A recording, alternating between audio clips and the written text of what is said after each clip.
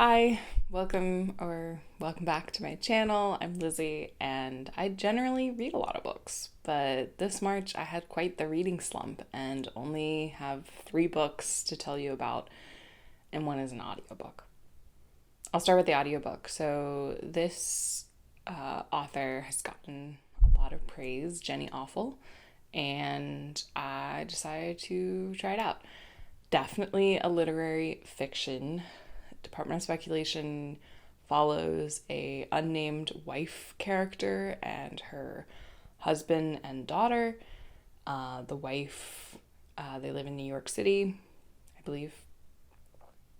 And it's just kind of their lives and the wife's reactions to various things happening.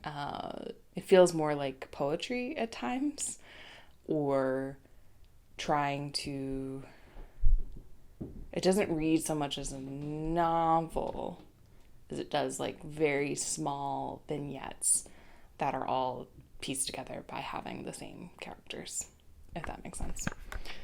Yeah, so Department of Speculation, I think I gave it 4 stars as opposed to these other reads, which were just down the middle, just completely 3-star reads for me. Not anything that super excited me, but they weren't terrible.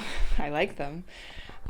Okay, so I'll start with James Baldwin, No Name in the Street. This is a library book that got a return today, but it follows, so the blurb says, a searing memoir, an extraordinary history of the turbulent 60s and early 70s. Powerful commentary on the political and social agonies of America's contemporary history.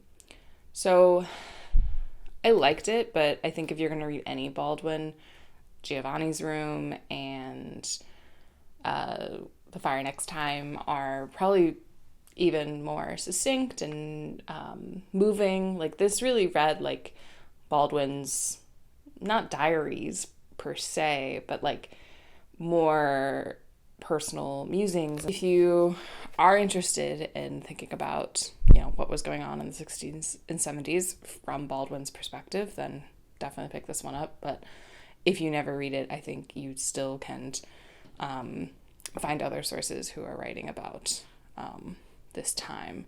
And maybe it's interesting too, like, the fact that The Fire Next Time is a letter, right? I think that really strengthened its message. So that's No Name in the Street. And then I also read a graphic novel. This is a graphic memoir. So 2 memoirs. Usually I go for those. I love human stories. And this is Passing for Human by Liana Finck, who's done a lot of work. I think they're quite prolific. But basically this follows different creation stories of what the author imagines could have been the origin story of her family, origin story of the world, and she does it several different times. She kind of goes back to the beginning and is like, maybe that's not true, and uses different images and allegories, things like the shadow that apparently follows, I think, women. I'd have to go back, but yeah, I bought this like Independent Store Day 2019 probably, and hadn't picked it up.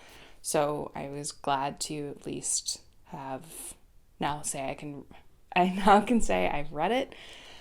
And that's it. That's all I read in March, which is wild. And it happens, right? Sometimes you focus on other things, you're not reading. I even had a week off from work and I didn't read it that time. I got sucked into watching Love is Blind. I did. Thanks so much for watching, and I will catch you in the next one. Bye.